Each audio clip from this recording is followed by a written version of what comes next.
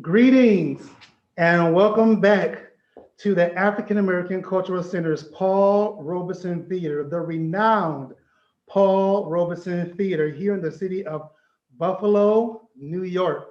I'm so glad that you were able to join us for part three of The Sound of Becoming. On tonight, we are going to feature a very special guest, an entrepreneur here in the city of Buffalo, the queen of beauty and fashion and all things in between, by the name of Matika Goldsmith. And she is going to share her story of becoming on this evening here live on our YouTube page. We want you guys to grab all your family and your friends and the kids, and you just come together, grab your popcorn, grab your drink, whatever you need, and just kind of sit in front of your television, your screens, your telephones, your computers, laptops, all of the above. All right. So we want you to join in on tonight and take a look at Matika Goldsmith. Make sure you hit the donation link, which can be found on all of our social media pages on Facebook, as well as our Instagram page, and please support the arts. We thank you so very much for every donation. Every donation matters, every donation counts towards the support of the Paul Robeson Theater and the work that we do here at the African American Cultural Center. So thank you so much for joining us, and stay tuned for Matika Goldsmith's Sound of Becoming.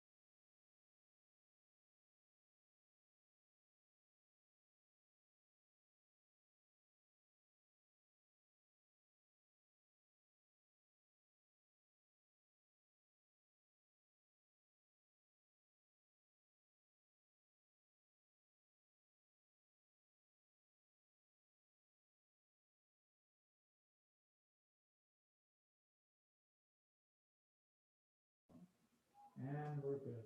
As a makeup artist,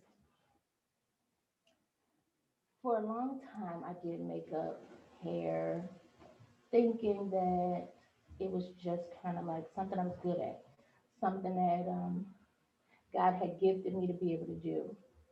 It wasn't for a long time that I realized my purpose for having these gifts and these skills, these abilities to literally transform a person, to change how a person feels about themselves, to change how other people viewed an individual.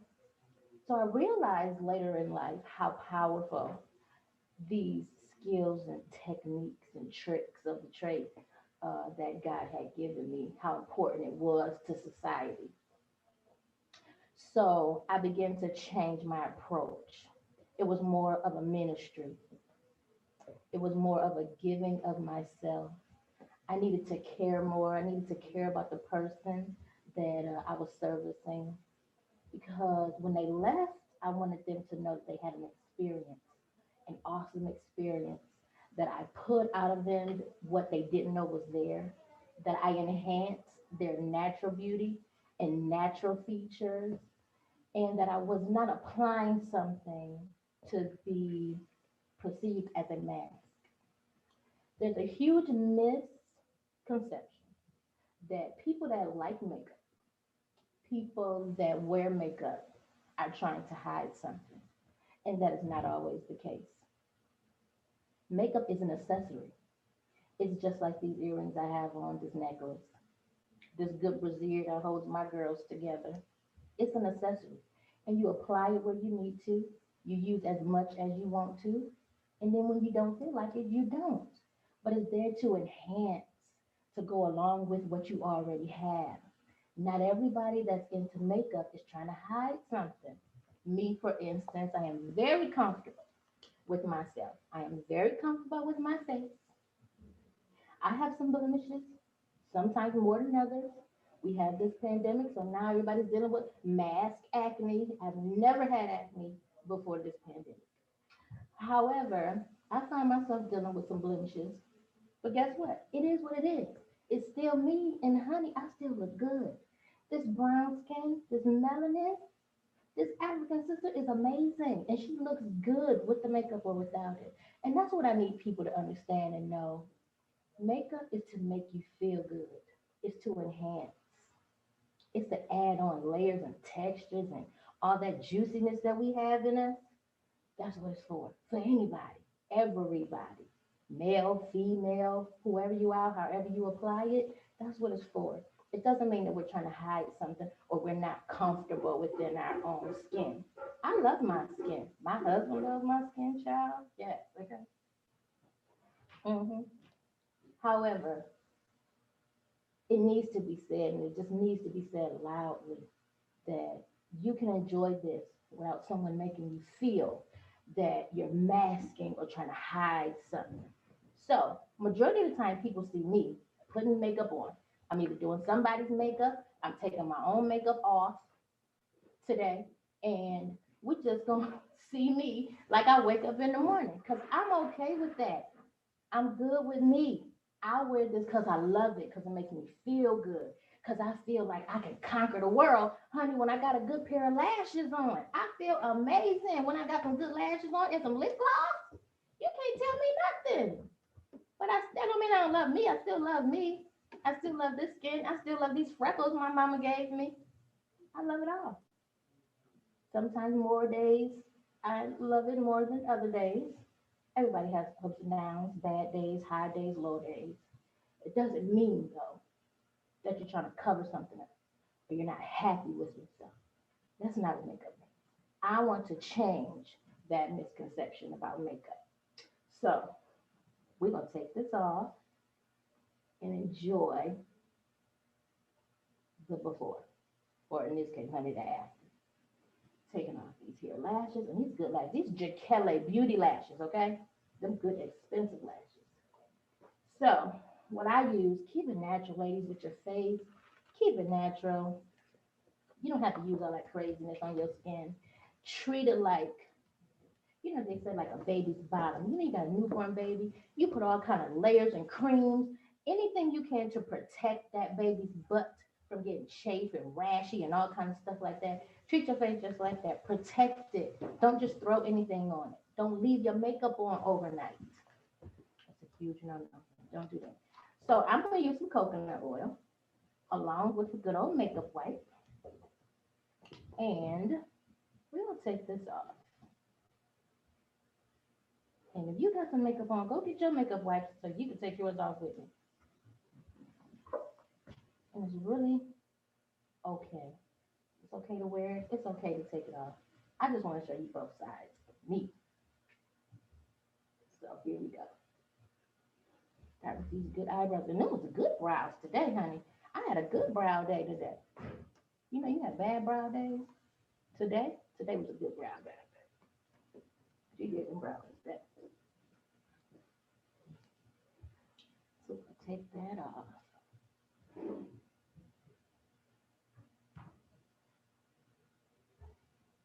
And I'm okay with it.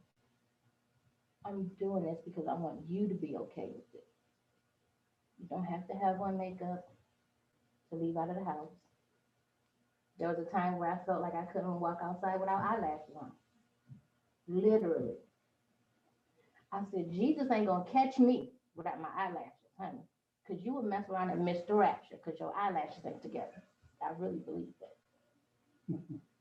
And I had to get it together. Like, girl, you got 4 kids and a husband. Sometimes this Tuesday, this Thursday morning, you ain't got time for eyelashes. And guess what? The world gonna have to take you just like that. in your beautiful rawness and be okay with it. And I've learned how to love myself. I learned how to become me, how to become Matika Goldsmith and be all right with it. So becoming can be a good thing if you let it. Look at that. Honey, you can't tell me I don't look good. Look at that skin. And let me tell you something else. If you take care of your skin, if you're good to your skin will be good to you. Okay? Preserve it. Don't be in a rush to look older. Don't apply things that'll cause you to age. Just be good to your skin. Take care of you. And then when you go to wear a little makeup or to put something on, you're not working as hard because you ain't trying to cover up blemishes or dark spots or you bust a pimple here left and right. Like, look at this here. You had a pimple. I busted. I know better, and I did it anyway. Left a mark. Knowing good and well, I bruised, honey, like I'm high yellow. I did it anyway. But guess what? It's okay. I got a pimple. So what? So what? I'm good. But I try my best to take care of my skin so that as I'm aging, because honey, a girl 41 now. Ha! Hallelujah. A girl is 41, okay? I have half, I won't say half, it might be a little extreme, but I have a good portion of my high school graduating class that's either dead or in jail. Yes. They're not celebrating 41 like this, above ground. I'm grateful to be celebrating 41 above ground and for my skin to look like this. Okay? Because I look good. Look at me. Off. And I'm good. Live on YouTube with a bare face. And I'm all right with it. Make sure you're using your proper cleansers, ladies. Just because you use a makeup wipe does not mean that your face is clean. You have to clean your face. Cleanse it properly and gently. Massage your skin. I mean, listen, your skin has been through hell and back in a day. You done been all outside in different types of environments, pollution, honey, bad breath. Woo, child. You know what bad breath would do to somebody's skin? Lord have mercy. Talking to folks all day with bad breath. You start wrinkling and carrying on, and that ain't of God. That's not Jesus. Take care of your skin. It has been through a lot. Massage it. Get all into them pores. Clean that mess out. Make it look real good. Properly clean. You're gonna take you a little damp towel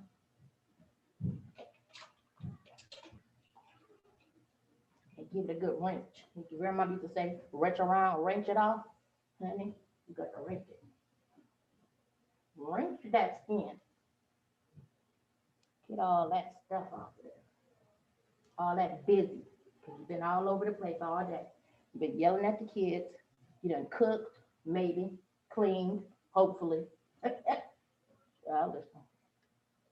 You got to wash all that mess off your face. Get it real good.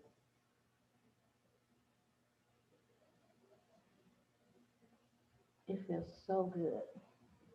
This feels good to be able to be free enough, to be comfortable enough to do this in front of anybody, any day, on camera, off camera, in your living room, wherever, your kitchen. You know how you get them pots, honey? Get that towel, put your face over it, and steam them pores out? Yes, honey. That's what old school.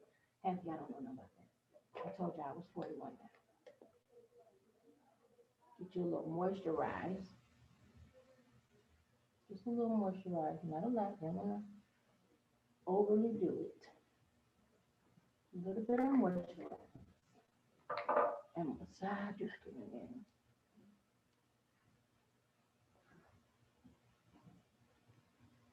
See, what you have to know about giving your face a good cleanse, especially when you're exfoliated. and I am nobody's esthetician, but you take off all of the dirt, all of the gook, all of the makeup, all of the oils that build up. You take that off, but you also remove some of the good stuff. Those natural oils that keep your face hydrated, keeps the elasticity in your skin, keeps that youth and plumpness in your face. So you want to use something that's gonna put all that back. Make sure you get under them eyes, honey. You don't want them saggy eyes, child. And dark circles that make you look 85 when you're 20. So, give it a good pat, like a good, you go girl, moment. And it's all right. And I feel good. I feel fabulous. I'm not ashamed. I do not feel like I took a mask off. I just feel like I took off my accessories. It's the end of the day. Time to change. Put your pajamas on, get in the shower, whatever your routine is, do it and do it with the confidence that once it comes off, you're still okay. You're still beautiful. Still have your confidence. Still have a smile on your face. Own it. Because when you own it, it will exude, it will just pour out of you. And other people have no choice but to recognize it and respect it. Part of becoming who you are, part of development, maturing and growing. You'll learn to love yourself and you'll make other people love you. So don't let people make you feel bad about your accessories, honey. You put them on and you change them as you choose. Okay? Because guess what? If they dye their hair, they're changing something too. If you buy it and apply it, it ain't yours, honey. It ain't natural. Don't feel bad. Makeup is beautiful. It's an enhancement. It's expression. Do it as you please or not. But once all that comes off, be comfortable with this. So I hope you guys enjoyed this segment. And I do have a question for you. yeah, Makeup. Are okay. you becoming who you are, putting it on or taking it off? I believe that I'm becoming who I am when I put it on and when I take it off. Hmm. I feel that there's so many different layers to us, so many different personalities, so many different attitudes. It depends on how you feel that day. Today I might feel like jogging pants and sneakers. Tomorrow I might feel like skinny jeans and stilettos. I'm still being me, true to who I am and how I feel. Some days I don't put on an ounce of makeup. I put on lip gloss, pop on a lash, and I run out the house. Some days I don't even do that. It's a baseball cap and some lip gloss. Either way, I feel that as long as you're being true to you and you continue to become yourself, you're not doing something because somebody else likes it or because it's gonna, make you look good to this person. Look good to you first. Be happy with you first. Be satisfied with you first. And you will always continue to be becoming who you are. Now you have daughters, yeah? Yes. How many? Three. Three daughters. What part does makeup play in your life with your girls and how they express who they are? Do you put a limit on when they're able to express themselves through makeup, or how does that work in your house? Well, okay, so for my oldest girl, she's 15 now, and she wears makeup on occasion. She's getting into the phase of wearing eyelashes kind of regularly, but modestly, because with certain age ranges, you need to be careful that you're not allowing them to age too fast, or that they're perceived, to be older because then they'll be treated like they're older. And you don't want them dealing with, adult-like situations when they're not prepared for that. So I don't want you to present yourself to the world as if you are older and more capable than what you are. So I keep it modest, on occasion, birthdays and special things that's going on. Okay, we can do the makeup, and I always do it, so I'm comfortable with how it's done. But as far as every day, we keep it at a minimum. We keep it at a minimum, a soft lash, some lip gloss. I think she's getting into maybe a little bit of highlighter, which is fun. That's cute, for girls. But you want to move into it slow because it's easy for teenage girls and younger girls, preteens, to put makeup on as a disguise or as a way to look like somebody that they want to emulate or somebody that they admire. We have all of these television stars, these reality stars, and things like that. And everybody wants to look like a Kardashian, or everybody wants to look like a housewife, or, a hip hop something.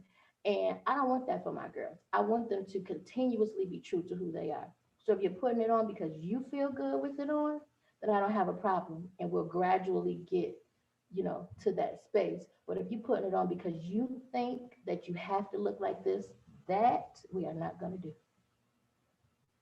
How did you become an entrepreneur? Oh, becoming an entrepreneur. So I I have always had a problem with fitting in. I would say, how do you put this? Under somebody else's direction, I would say. I tried corporate America several times. Educated, I can get a good job. But the way that people are treated, I just really didn't have the temperament. And there would always, be some type of problem. I'm like, okay, I'm bigger than how you're trying to treat me. I'm bigger than what you're telling me to do right now. There's so much more. It's almost like just putting a wild animal in a cage. It's like I always fighting for some type of freedom. And I started to realize that I have to do me. I have to do me with guidance. I have mentors and things like that, people that I look up to, and I had to study. I had to go to school. I had to do all of these things. However, it was important. There was just something in me that was just bursting out that knew I had to do me. I had And what did that birth? to. So I had several businesses, um, but I became a licensed cosmetologist. I opened my own salon that I had for 7 years. And I closed that salon due to a difficult pregnancy um, with my last baby. I had lost the baby some years ago. And this particular pregnancy was a high risk pregnancy. So my doctor took me out of work. And me being the master head stylist at my salon, it only made sense that the salon closed, while I was out of work for, I was only into maybe like 5 months of my pregnancy at that time. So then you had the rest of the pregnancy, and then you had after the pregnancy. So it was like, okay, let's shut this down for a little while and take some time to, just have a healthy baby, have a healthy mommy, and, spend that bonding time with my baby. So I did that and I closed my salon, and then I didn't miss it as much as I thought I would. Mm. And I felt like I just needed to do something different. So I slowly started getting back into hair care, things like that. But the makeup was just like, oh, like I just like it just had my soul. So I just went head first into the makeup. Like I just had to. And this came after I had a favorite gift store that I had opened. I had that. I had my cosmetic line, my lip gloss line that I had launched about 3, 4 years ago. And I put that on pause. I wanted to revamp it. It wasn't what I wanted it to be. I got back into makeup, and high-end brands started to hire me to do events for them. So I'm working for these high-end brands and I'm making good money. They paid me very well. And I had the freedom that I wanted. I could work when I want and I didn't when I didn't. And all of that was good, but I was like, you're spending all this time building up somebody else's brand. And here it is, you have this thing that you just holding on to and you're not pouring into it. Like the seed is planted, but you're not fertilizing it, you're not watering it, you're not doing anything with it. So I was like, I just, we have the excuse. I don't have the time. I got kids. I got to work, this, that, and the other. And then the pandemic happened. And the Lord said, okay, now what's your excuse? What you going to do now? I done shut the whole world down. You can't go to work and you still getting paid. Ha! Won't he do it? You can't go to work and you're still getting paid. So the money is there. I have made the provision. What are you waiting on? And then I birthed Jakele Beauty alongside with my very amazing, supportive husband and my three little girls, which the name came from. That is Janiyah, Kendall, and Layla. So Jakele is the first two syllables of their names. And since then, it's been Jakele all the way, all the way. We started off with the anticipation of just being an online store. Lord behold, the Lord had a, I'm telling you, He will literally take the door off the hinge. He said, I ain't gonna just open the door for you. I'm gonna knock the whole frame down. And before I knew it, I had a whole store in a mall. And I'm like, wow, okay, Jesus. So that's how that happened. And now Jakele Beauty is here and it's awesome. It's doing good. So what final thoughts do you have for your sound of becoming? What is the culmination for you in your life, your sound of becoming? It is following that inner thing that's constantly speaking to you, um, that you always find yourself thinking about, even while you're doing other things. You'll find that it's just there in the back of your head while you're working, cleaning up, washing dishes, talking to the kids. It's just that little thing there that reminds you, hey, I'm in there, I want to get out. Start listening to that person in there because that's really you. That's really you tapping. Hey girl, when you gonna let me out? When you gonna wake me up? When you gonna put some batteries in my back and let me go? Start listening to your inner self and pay more attention to the things that you need that are truly gonna make you happy. We spend a lot of time making everybody else happy. But what is really making you happy? I started to pay more attention to that. I wanted this cosmetic line like nobody's business. And when I really started to take the time and pour into that, I became so happy, so full. I woke up thinking about it. I went to bed thinking about it. Some nights I couldn't even sleep because I was so excited about what I was thinking about. And for so long, I would waste so much time. Or I wouldn't even necessarily say waste time because each moment should be a learning moment. You should learn something. If you're not learning something about something for yourself, you should be learning. But I spent so much time tired and wanting to just go to sleep because I gotta get up in the morning and I gotta do this and I do that. And I still have those moments, but it's a different type of tired. It's a ooh, I worked my butt off for me today tired. Than me dreading I gotta go over here and do this for these other people and they're benefiting, from my hard work. And then I'm so tired I can only put an hour into what I really want to do. Those days are long gone. Listen to that inner voice. Listen to that inner happy that's trying to get out of you. And honey, when you start to feed that monster, it will do you good. Focus on being happy and becoming who you really are. Block everybody and everything else. Just you and Jesus. That's all you need. You and Jesus. Everybody else will come around. They'll start to understand and appreciate the new you. But that is right there. That's becoming you. When you happy about you and you're in a good place then. I'm happy. I'm happy.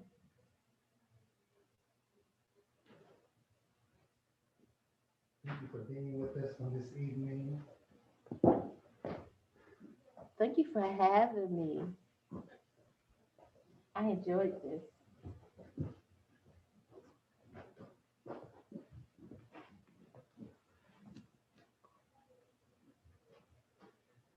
Thank you so much for joining us on this evening for part three of The Sound of Becoming with our very special guest, the one and only Matika Goldsmith.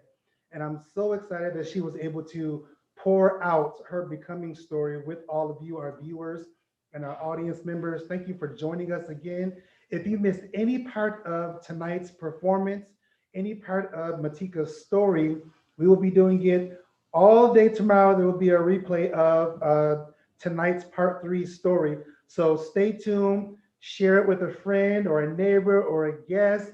The YouTube link will be available for you on tomorrow, and you'll be able to watch the performance all day. Okay. Now, we also have one finale that we're going to have on Saturday, which is December 12th. All right. And that is the culmination of this part of the series of The Sound of Becoming. And it's going to be a talk back session. Okay. So if you saw part two with the Legend of Buffalo, Karima Amin. All right, if you saw part one, which featured me, Yao Khalil Nuker, we will be together on a Zoom call, and you, the audience, will be able to submit your questions, and you can ask any one of the artists anything that you'd like to ask them about their becoming story or anything that you saw, you noticed that you have questions about. So I'm going to open up all of the performances, part one, part two, and part three on tomorrow so that you can watch all the performances again. You can get your questions together. All right. And we'll get a chance to ask those questions on Saturday at 7 o'clock p.m. to all of the artists, all of the performers. We'll be getting to talk to each other as well. Okay. So thank you so much for joining us. Stay tuned. We also have a holiday production that's going to be coming up in a few weeks. So stay tuned for that as well. But be sure to visit the African American Cultural Center's webpage, visit our Instagram and our Facebook page as well for the donation links. We want you to continue to support the arts, continue to support the Paul Robeson Theater and all that we do here in the city of Buffalo, of Western New York. Thank you so very much, and you have a wonderful evening. Peace and blessings to you.